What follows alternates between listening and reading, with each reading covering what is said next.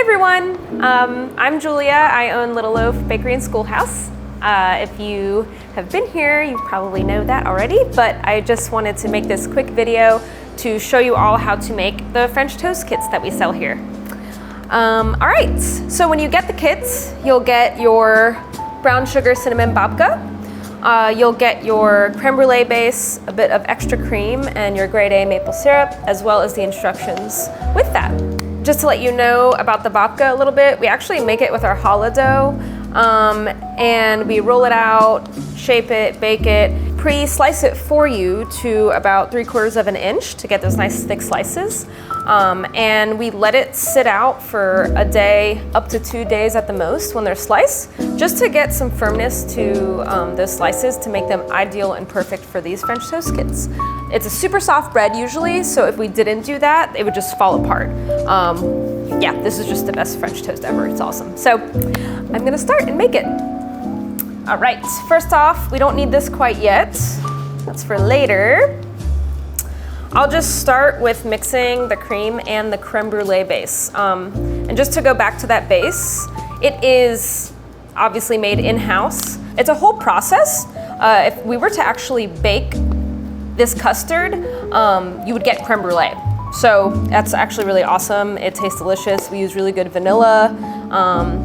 Yeah, it's really awesome and creamy and custardy. So I have my cream. I'm just gonna give this a little shake and then I'll pour it. Yeah, this stuff is so good.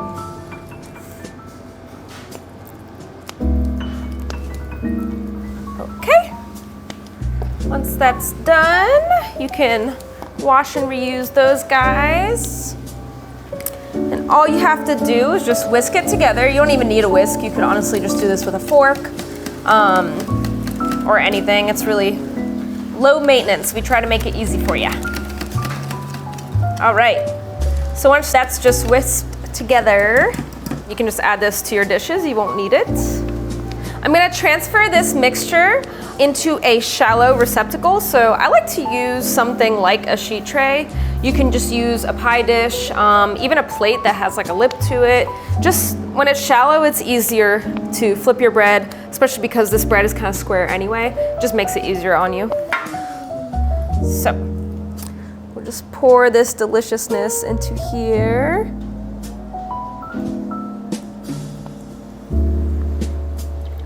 So once you pour your custard into the shallow dish or receptacle, you'll actually just go ahead and start heating up your pan.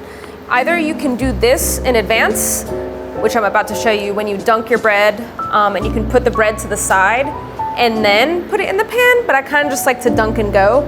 That way you can just have it fresh and fast. If some of you have, you know, bigger families and everything, it's easier just to kind of do it and go and let people serve themselves. Or do it in advance, dunk it, put it to the side, then fry it all and then serve it. While this is heating, some people have asked me, do you use butter or oil? You can use either, honestly. I like butter for this because this is super decadent, so I like to just keep it that way. We're gonna be on medium-low heat at the start. And I kind of just coat my pan with the butter. You guys can just cut a smaller chunk than what I just did, but sometimes I like to see how much I'm putting in there. I'm just gonna let that heat a little bit. And while I do that, I'm gonna start dunking my pieces. So you just take your slice, give it one little dunk, another little dunk, maybe push it to the side, do a few of them, kind of use up the space in here. Man, it's gonna be awesome. I'm just gonna do 3 at a time, make my life easy. So you don't need to sit for a while, it'll soak it up. And then you can see all these beautiful like ringlets of brown sugar and cinnamon, so it's gonna be awesome.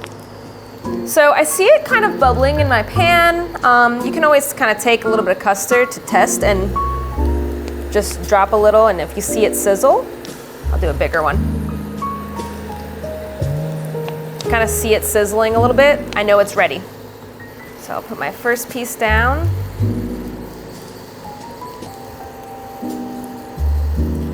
Get my second piece going, and then my third.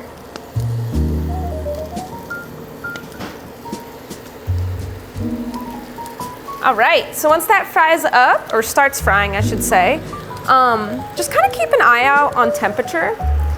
Like I'm seeing a lot of bubbling, and that's great and all, but I'm gonna drop the temperature just a bit because this isn't as fast as you would think.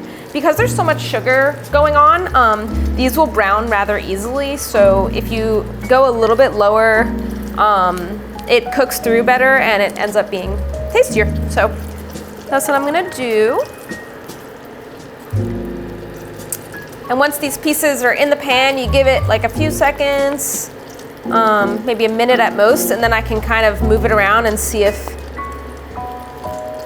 it has solidified, which it has.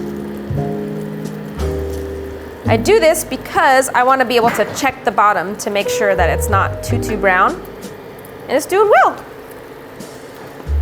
So I'm just gonna let this toast up for a bit, and then we'll flip it when it's ready. All right, I'm just gonna check them. I see them sizzling away. I'll just show you guys what it looks like. They're definitely not ready yet, but see how it's starting to brown? So it's not quite there yet, but it's just good to check because you don't want it to get super dark. And again, this is just on medium heat. I don't like to go higher than medium. It just gives the best result that way. So I'll just show you guys one more time. See how that looks? So we got some browning. It's not black. Same here. Same here. That looks perfect. So you're gonna look for the same thing on the other side. The other side will happen faster. Just keep in mind that this has been cooking already, so the other side will be faster than the first. And I like to kind of jostle them around and get the rest of the butter that's in the pan because we do not want to waste that. Oh, these feel awesome. They feel so good, you can tell. Okay, so these are feeling firmer and ready. So let's just do one more flip. Nice. Perfect. These are done. Oh my gosh, awesome.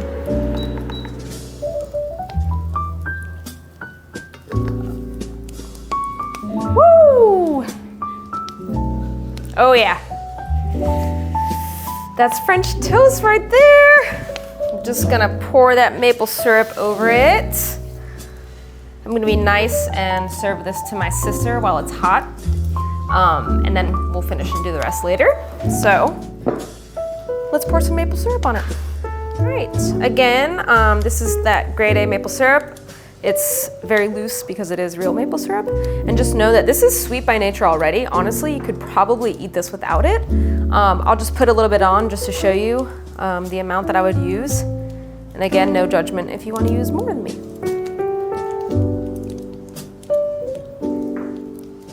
Just a little, it's gonna come off probably. All right, I say just a little, it's probably a lot.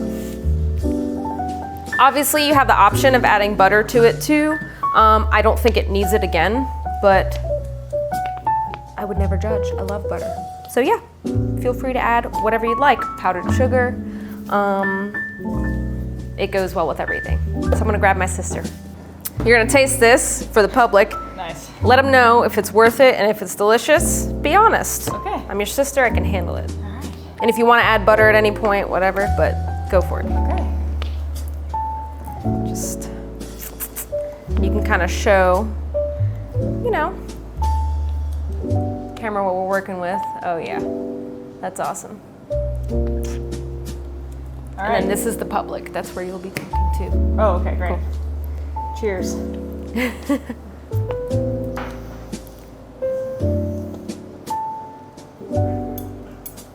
Is it okay?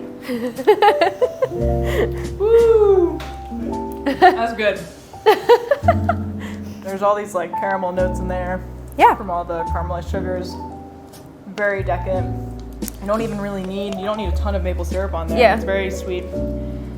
Oh, but not too sweet. There's some saltiness to it too. Cool. Very good.